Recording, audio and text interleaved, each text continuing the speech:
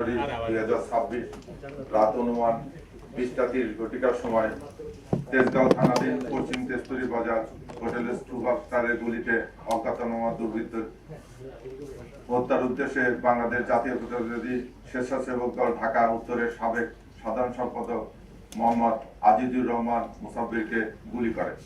এই ঘটনায় মুসাব্বির সহ 2 জন গুলিবিদ্ধ হয়। আহত 2 জনকে স্থানীয় একটি হাসপাতালে প্রেরণ করা হলে কর্তব্যরত চিকিৎসক মোহাম্মদ আজিজুর রহমান মুসাব্বিরকে মৃত ঘোষণা করে এবং সুফিয়ান ব্যাপারী মাসুদ নামে অপর ব্যক্তিকে উন্নত চিকিৎসার জন্য ঢাকা মেডিকেল কলেজ হাসপাতালে প্রেরণ করে। প্রিয় সাংবাদিক বৃন্দ, দেশব্যাপী আলোড়ন সৃষ্টিকারী এই ঘটনা নিহতের স্ত্রী বাদী হয়ে তেজগাঁও থানায় একটি মামলা দায়ের করে।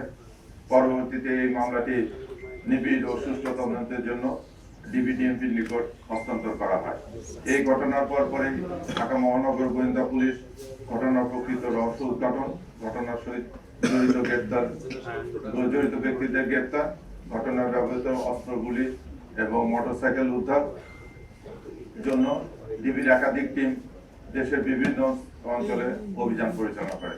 ঘটনাস্থল থেকে আমরা সংগৃহীত করি সিসিটিভি ক্যামেরা ফুটেজ, এই ফুটেজ এবং তথ্য প্রযুক্তির বিশ্লেষণ প্লাস আপনাদের মিডিয়া যে কর্মীরা আছেন তাদের যে তথ্য উপাত্ত এগুলো বিশ্লেষণ করে আমরা একাধিক টিম রাজধানী ঢাকা, মানিকগঞ্জ, ময়মনসিংহ, নেত্রকোনা জেলায় ধারাবাহিক অপারেশন পরিচালনা করে এবং এই ঘটনার সাথে শুটিং ইনসিডেন্টে সরাসরি জড়িত থাকা শুটার জিন্নাত, সমন্বয়কারী, এই ঘটনা যে সমন্বয় করেছিল সে বিল্লাল, তারপরে ঘটনার সংগঠনের পর তাদের আত্মগোপনের সহায়তাকারী আব্দুল কাদের ও ঘটনা যে রেকি করেছিল সে রিয়াজকে গ্রেফতার করি। এ ব্যাপারে আপনারা অবগত আছেন।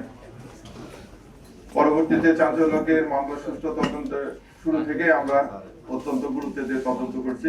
ঘটনার পিছনে সম্ভাব্য কারণ সমূহ উচ্চারা বিশ্লেষণ, গ্রেপ্তারদের কাছে প্রাপ্ত তথ্য পর্যালোচনা করে ঘটনা ব্যবহৃত আগ্নেয়াস্ত্র উৎস অনুসন্ধান সহ পলাতক অন্যদের গ্রেপ্তারের তৎপর থাকি। এর ধারাবাহিকতায় শুক্রবার 23 জানুয়ারি নরসিংদী জেলার মাধবদী পৌরসভার মনোহরদী থানা এলাকায় জনক শাহজাহান খলিফা ভাড়াটিয়ার বসতবাড়ি হতে মুসাফির হত্যাকাণ্ডে ব্যবহৃত 2টি বিদেশি পিস্তল, 2টি ম্যাগাজিন, 12 রাউন্ড গুলি সহ হত্যাকাণ্ডে অংশগ্রহণকারী অন্যতম শুটার রহিমকে গ্রেপ্তার করা হয়।